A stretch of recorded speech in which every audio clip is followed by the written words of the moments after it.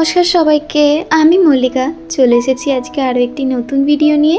আশা করি সবাই খুব ভালো আছেন, সুস্থ আছেন, আমিও ভালো আছি। তো চলুন ভিডিওটি শুরু করা যাক। এখন বাজে প্রায় 4:30 মতো।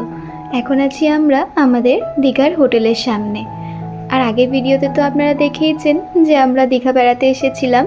খাওয়া দাওয়া সেরে ভিডিওটা ওখানেই শেষ করেছিলাম, কারণ ভিডিওটা অনেকটা লং হয়ে যাচ্ছিল, তাই ভিডিওটা ওখানেই শেষ করেছিলাম।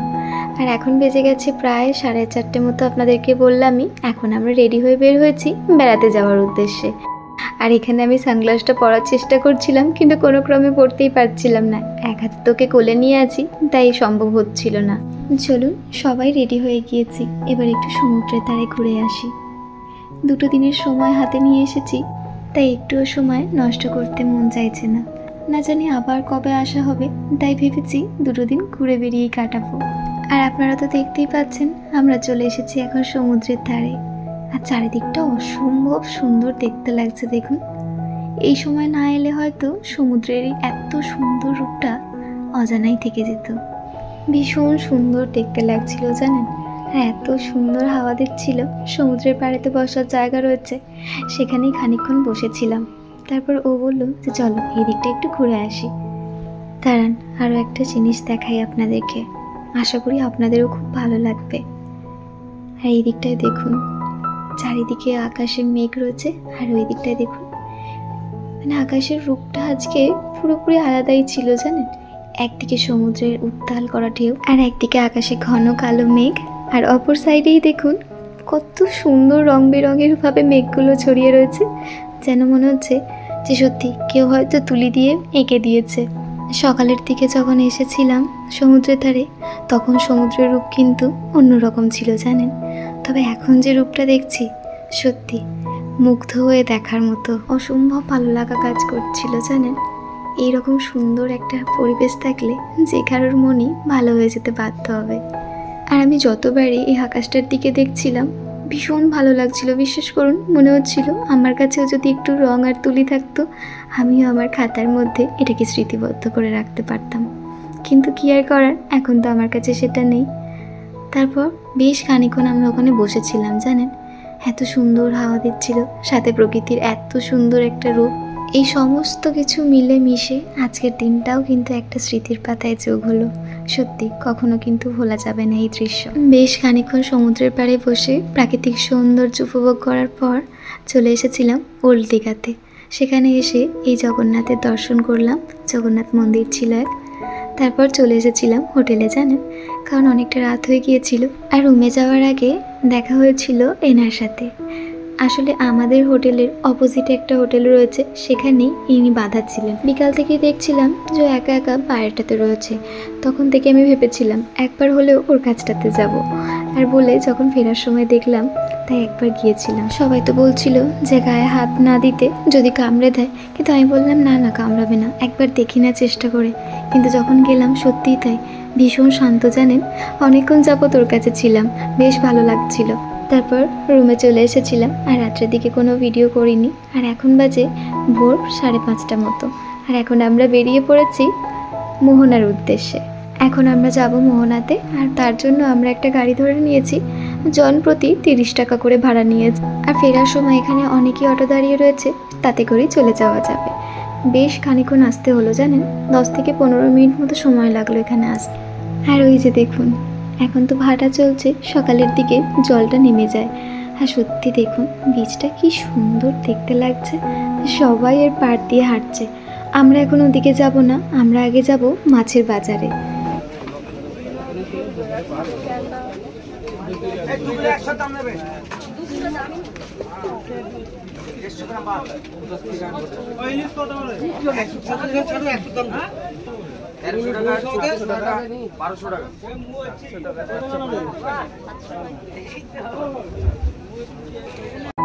আর চারিদিকে নিজেদের পছন্দের মাছগুলো দেখে মনটা হচ্ছিল এই যে একটা একটা ঝুড়ি বসানো রয়েছে, সেগুলোকে তুলে নিয়ে একেবারে বাড়ি চলে আসি। কিন্তু কি আর করার, আমরা ভেবেছিলাম একটু ইলিশ মাছ নেব জানেন।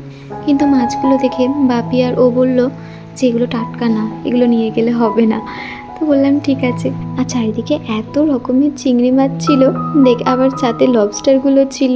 দেখে মনে হচ্ছিল সব কটা ধরে নিয়ে গিয়ে একেবারে বাড়ি চলে যাই, নিয়ে গিয়ে তারপর রয়ে বসে খাবো আর কি। কিন্তু সেটা তো সম্ভব নয়।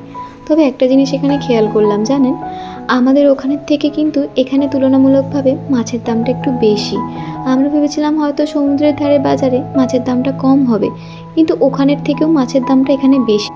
আর এই দোকানটায় দেখুন কত পমফ্লেট মাছ রয়েছে, আর এই ইলিশগুলোও রয়েছে। ইলিশের কিন্তু আবার নানা রকমের সাইজ ছিল, বড় ছোট মাঝারি সব রকমের সাইজ ছিল এখানে। আবার আরও একটা দোকানে এসে দেখি পমফ্লেটগুলোকে আলাদা আলাদা করে বেছে বেছে রাখা রয়েছে, বড় সাইজ আলাদাভাবে রাখা রয়েছে, আর ওইদিকে দেখুন ছোটোগুলো আলাদাভাবে রাখা রয়েছে। আর এদিকে বেশ কয়েকটা ভেটকি মাছও ছিল। আর এদিকে মাছ কিনে আপনি কেটেও নিয়ে যেতে পারবেন, এরকমও ব্যবস্থা রয়েছে এখানে। চলুন বেশ খানিকক্ষণ বাজারে ঘুরেছি, এবার বাইরের দিকটা যাই, কারণ যত মাছগুলো দেখছি মনে হচ্ছে সব মাছগুলোই একেবারে ধরে নিয়ে যাই জানেন। তাই বেশিক্ষণ আর এখানে থাকা যাবে না, বাইরের দিকটা যাই।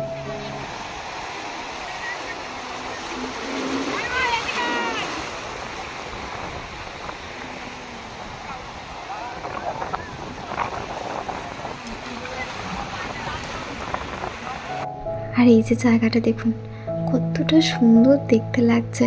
তবে আজকে আর সূর্যের মুখ দেখা গেল না, মেঘে ঢেকে গিয়েছে। তবে এই যে দৃশ্যটা দেখুন অসম্ভব সুন্দর দেখতে লাগছে। ও বলছে যে চলো না একবারে শেষের দিকটাতে ঘুরে আসবো। আমি বলছি এখন তো গেলেই ভিজে যাব না, এখন কি করে যাবো, আবার এতটা রাস্তা ফিরতে হবে। বলছে তো ভিজবে তো কী হয়েছে, চলো না একটু ঘুরে আসি। তাই ওই দিকটা একটু গিয়েছিলাম, তারপর এসে এই দিকটাতে একটু দাঁড়িয়েছিলাম বেশ খানিকক্ষণ জানেন, ভীষণ ভালো লাগছিল।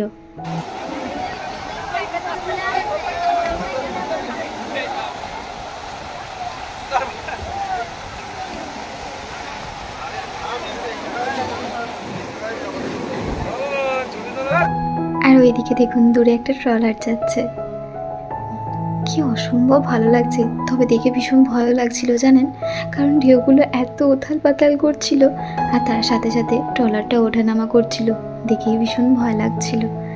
আর এই দিকটায় দেখুন এই যে পুচকেটা বেশ সুন্দর করে বালি দিয়ে একটা পাহাড় তৈরি করেছে, আর সবাই দেখছি ওর একটা করে ছবি তুলছে। তারপর আমরা ওখানে দাঁড়িয়ে বেশ কিছুক্ষণ ভিডিও নিয়েছিলাম। তারপর চলে এসেছিলাম রুমেতে, এসে সকালের ব্রেকফাস্টটা সারলাম। আজকে ব্রেকফাস্টে ছিল লুচি আর ঘুগনি। খাওয়া দাওয়া শেষ করার পর কাকিমা আর বোনেরা বলল যে চল এখন একবার দীঘা থেকে ঘুরে আসি। বললো এখন দীঘায় যাবে? তখন বলছে হ্যাঁ চল না এখন একবার ঘুরে আসি দেখি। আমরা যেহেতু সকালবেলা মোহনায় গিয়েছিলাম, আর এখন সবাই মিলে চলে এসেছি দীঘাতে। আমরা মেয়ে কটাই এসেছি জানেন, ওরা বললো যে আমরা এখন যাব না, তোমরা যাও ঘুরে এসো বলে আমরা চলে এসেছিলাম বোনেরা মিলে আর কাকিমার সাথে। আর এই যে দেখুন এখানেও এসে দেখি জলটা নেমে গিয়েছিল, তবে আস্তে আস্তে ঢেউটা বাড়ছে। আমি ভেবেছিলাম ভিজবো না হয়তো, তবে এত জোর জোর মাঝে মধ্যে ঢেউগুলো আসছে, ভিজেই গেলাম। আর জুতোগুলো পরে গিয়েছিলাম, জুতোটা হাতে নিয়েই ঘুরতে হচ্ছিল। মাঝে কি করেছিলাম জানেন, জুতোটাকে ওই যে পাথরগুলো রয়েছে তার উপরে রেখে দিয়ে গিয়েছিলাম। তবে একটা জিনিস বুঝতে পারলাম কি বলুন তো, যখন রাস্তায় আসছি এতটা রোদ দেখে যেন মনে হচ্ছে কিভাবে থাকবো সমুদ্রের ধারে। তবে যখন এখানে আসছি বিশ্বাস করুন অসম্ভব ভালো লাগা কাজ করছে। তখন আর এই জিনিসটা কিছু মনেই হচ্ছিল না। আর আগের দিন আপনাদেরকে তো বললাম যে আমার সানগ্লাসটা ভেঙে গিয়েছিল, আর এই সানগ্লাসটা আমি মোহনায় গিয়েছিলাম ওখান থেকে নিয়েছি। খুব একটা বেশি দাম নেয়নি, 150 টাকা করে দাম ছিল। তাই ও বললো যে এখন কাজ চালানোর মতো একটা নিয়ে নাও, আর বেশ ভালোও হয়েছে জানেন। আর সানগ্লাসটা কেমন হয়েছে অবশ্যই কমেন্টে জানাবেন। আর এই জায়গাটাতে আমি একটু ভিডিও শ্যুট করছিলাম, রিলস ভিডিও আর কি। চলুন অনেকটা সময় হয়ে গিয়েছে, এবার একটু মার্কেটের দিকে যাই। কাকিমা বললো যে আমি এখন কেনাকাটাটা অর্ধেক সেরে ফেলবো, চল একটু ঘুরে আসি। বললাম চলো তাহলে। আর এই দোকানটায় আমরা চলে এসেছিলাম। এই দোকানটাতে বিভিন্ন রকমের জুয়েলারি ছিল জানেন, অসম্ভব সুন্দর কালেকশন ছিল। প্রত্যেকটা কালেকশন যে কেউ দেখলে তারই পছন্দ হবে জানেন। আমি তো ঘুরে ঘুরে এখানে সমস্ত কিছু দেখছিলাম। বেশ কয়েকটা ব্রেসলেট দেখলাম এখানে, ভীষণ সুন্দর দেখতে লাগছিল জানেন। আর ওইদিকে যে নেকলেসগুলো রাখা রয়েছে প্রত্যেকটা দারুণ কালেকশন ছিল এখানে, মানে দেখেই মনটা ভরে গেল। তবে প্রত্যেকটা জিনিসেরই দামগুলো একটু বেশি ছিল। আমার একটা নেকলেস খুব পছন্দ হয়েছিল, তবে দামটা আমার সাধ্যের বাইরে ছিল এই মুহূর্তে, তাই আমি নিইনি। তবে কাকিমা এখান থেকে বেশ কয়েকটা জিনিসপত্র কিনেছিল, তারপর আমরা চলে গিয়েছিলাম অন্য দোকানে। এখন বাজে প্রায় 6:30 মতো, আর আকাশের চাঁদটা দেখুন। আজকে ছিল যেহেতু পূর্ণিমা, সেই উপলক্ষে চাঁদটা দেখতে ভীষণ সুন্দর লাগছিল জানেন। আর এখন আমরা বেরিয়ে পড়েছি কেনাকাটা করার উদ্দেশ্যে, কারণ সকালের দিকে বেশ কয়েকটা জুয়েলারি কিনেছিল কাকিমা, সাথে আমিও নিয়েছিলাম 2-1টা। তারপর কিছু কেনাকাটা বাকি ছিল, সেগুলোর জন্যই চলে এসেছিলাম বাজারে।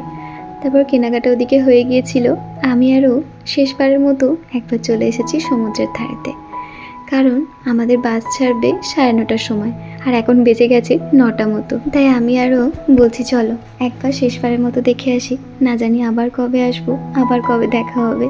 তাই বলে আমরা সমুদ্রের ধারে 5 থেকে 10 মিনিট মতো বসে এখন চলে এসেছি হোটেলের সামনে। আর এই যে আমাদের বাস দাঁড়িয়ে রয়েছে, লাগেজগুলো এখন সব ভরা হচ্ছে এখানে, আর কিছুক্ষণের মধ্যেই বাসটা ছেড়ে দেবে। বাস ছাড়তে ছাড়তে প্রায় 10টা বেজে গিয়েছিল, আধ ঘন্টা মতো একটু সময় লেগেছিল এক্সট্রা, সবার সমস্ত কিছু গোছগাছ করতে টাইম লেগেছিল।